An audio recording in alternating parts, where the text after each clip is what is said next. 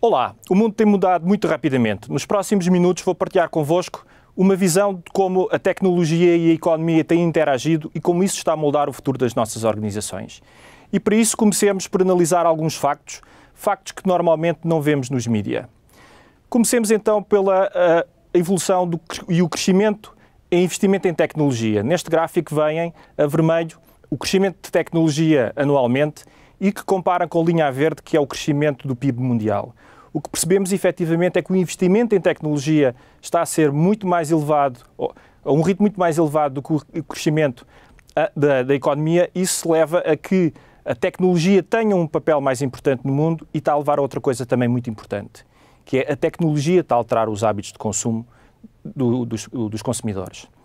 E vemos neste gráfico, um gráfico muito recente de maio de 2021, de como o comércio eletrónico nos Estados Unidos representava em 2019 apenas 12% do todo o comércio de retalho e os analistas esperam que em 2025 o comércio eletrónico represente 25% de todo o comércio de retalho. É um crescimento muito significativo, uma alteração muito significativa no padrão do consumo das pessoas e isso está a levar com que algumas empresas se tornem empresas gigantes, empresas com maior tecnologia nos seus processos. E vamos ver um facto também muito relevante. Este gráfico simboliza o crescimento do número de dólares que existem na economia. E o que podemos ver aqui é que desde 2011 até 2021 o governo norte-americano duplicou a quantidade de dinheiro que existe.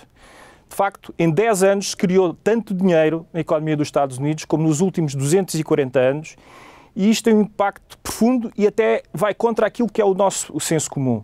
Nós normalmente pensamos que o dinheiro é finito e é transferido entre pessoas ou de organizações por governo ou vice-versa.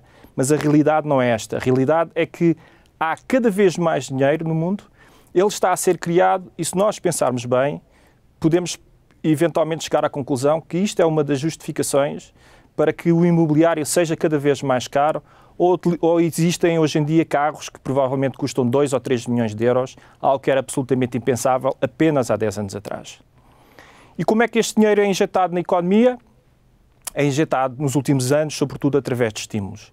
Este gráfico representa o valor da última decisão política do governo norte-americano que, com um decreto, criou 2,4 trilhões de dólares que foram lançados na economia e um valor que é superior ao PIB de países como o Canadá e o Brasil e é 10 vezes superior ao PIB de Portugal.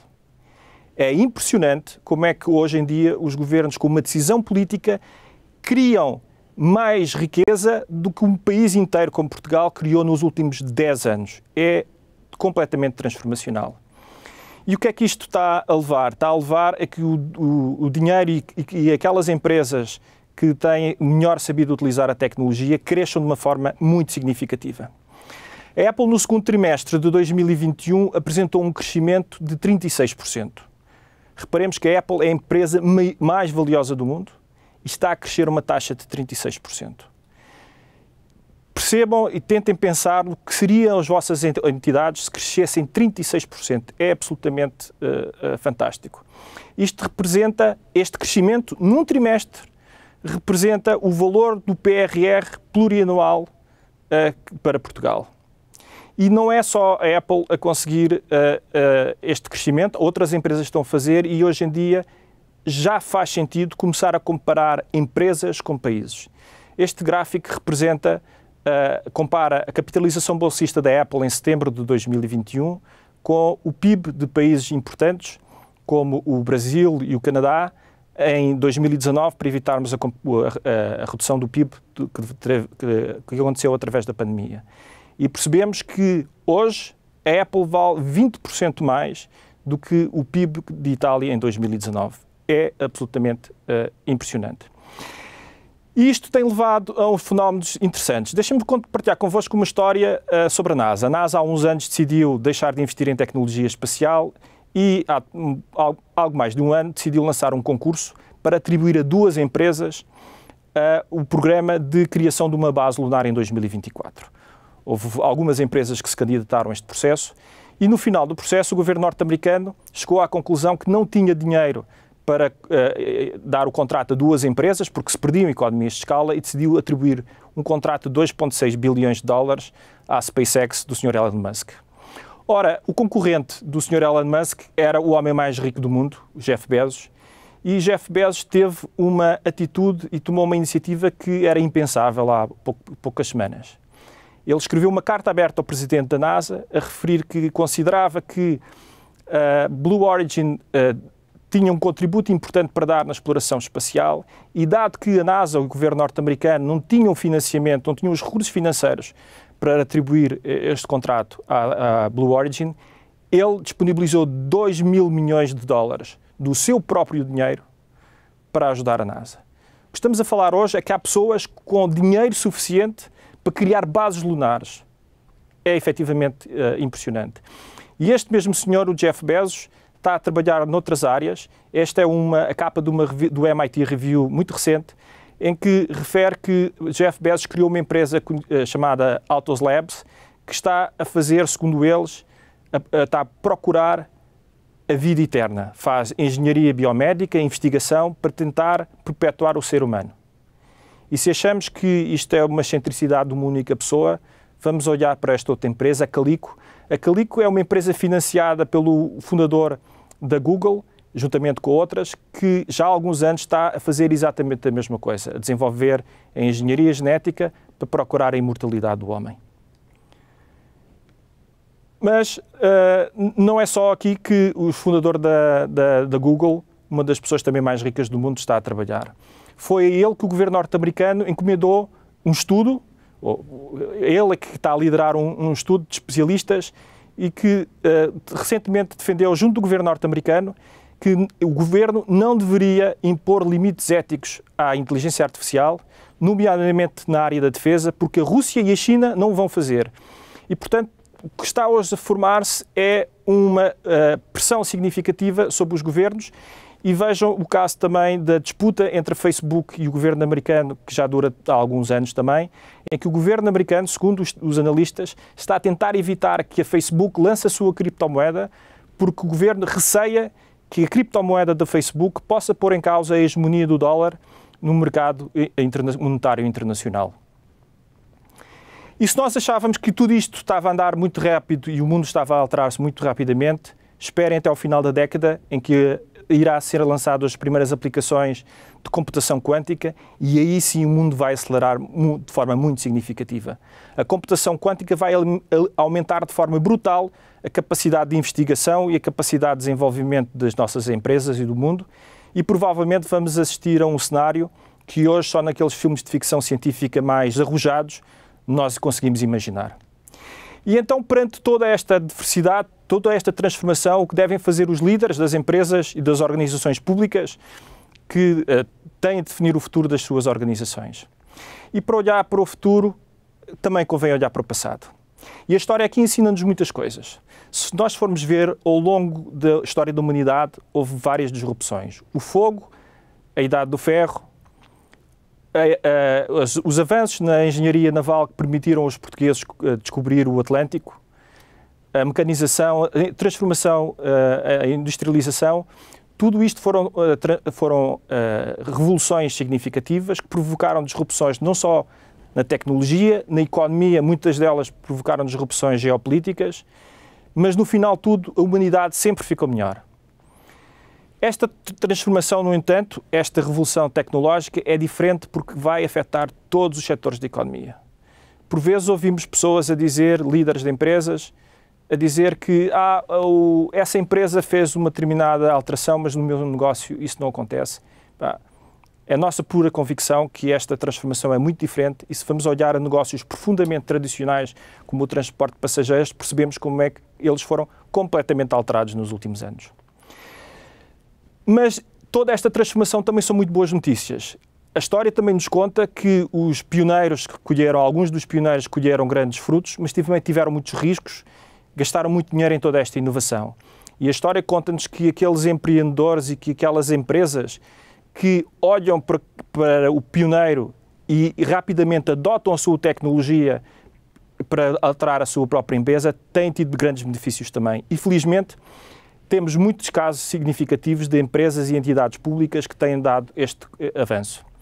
E um dos casos mais interessantes de todos, e que nos mais orgulha, é que Portugal é dos países com o programa de identidade digital mais avançado do mundo.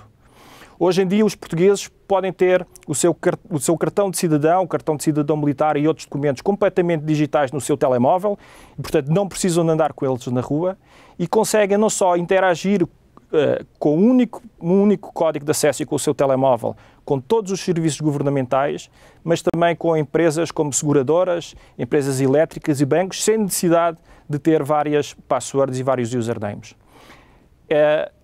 Outro setor relevante e um caso paradigmático é o caso da indústria de telecomunicações. Nós trabalhamos com um dos operadores de telecomunicações mais dinâmicos da Península Ibérica, que decidiu ter dois grandes objetivos estratégicos: ter o maior nível de satisfação de cliente de toda a Europa, e não apenas do mercado em que trabalha, e entrar em novos negócios. E, através da adoção de uma plataforma de microserviços, este operador tem conseguido lançar novos serviços muito mais rapidamente, não só na área de telecomunicações, para competir num mercado cada vez mais complexo, mas também está, hoje em dia, a prestar serviços na área da energia, na área da saúde e na área dos seguros.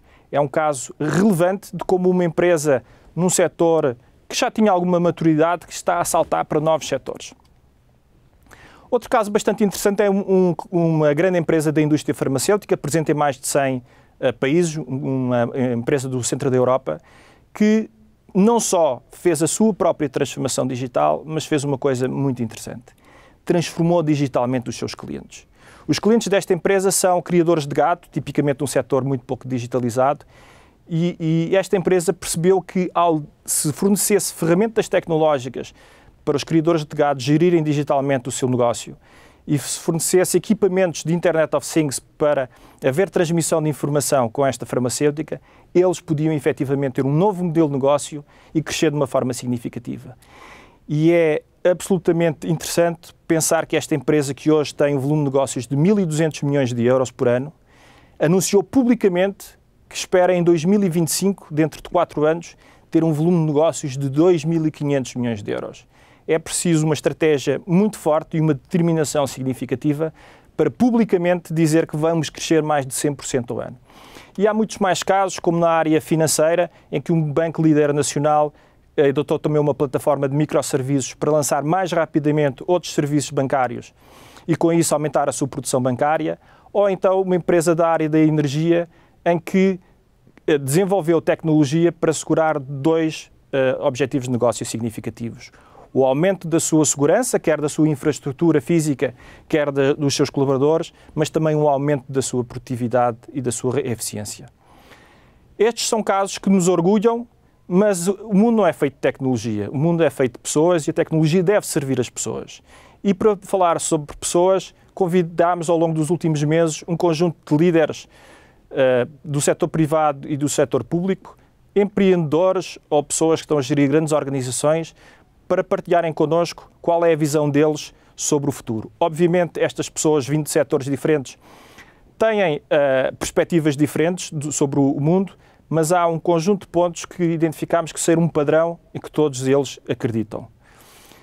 Estas pessoas acreditam que as organizações do futuro têm de ter 4 características. Uma, têm de desenvolver as competências tecnológicas das suas pessoas, não só para conseguir implementar toda a tecnologia necessária, mas também para que as pessoas do negócio compreendam a importância da tecnologia e a consigam utilizar em contexto de negócio. Desenvolver os soft skills da sua empresa, das suas pessoas, para aumentar a flexibilidade dos seus colaboradores, que é muito importante para o segundo objetivo, que é aumentar a agilidade das organizações. Hoje em dia, facilmente surgem empresas muito dinâmicas que podem desromper o negócio de alguns das empresas comerciais e, portanto, esta agilidade, a capacidade de falhar, de lançar novas iniciativas, a capacidade de auscultar o mundo e procurar a oportunidade é muito relevante. Um terceiro ponto que vai contra aquilo que é a estrutura clássica das organizações é criar equipas únicas compostas de pessoas de tecnologia, do negócio, mas também de inovação. Em muitas organizações vemos isto como departamentos diferentes, mas o que as organizações mais inovadoras nos estão a provar é que as equipas têm de ser únicas, tem de haver um orçamento único, objetivos, inclusive das pessoas únicos, partilhados entre os elementos das várias equipas para o negócio poder utilizar a tecnologia e a inovação e não serem tecnologia e inovação a tentar investir em áreas que eventualmente tenham pouca aplicabilidade no negócio. E, por fim, o tema da globalização. Hoje em dia, o mercado é muito global e esta globalização só vai aumentar. Mesmo no setor público, temas como a fiscalidade já são tratados de forma global, porque o comércio eletrónico está, de facto, a reduzir a tributação em alguns países e levá-los para outros.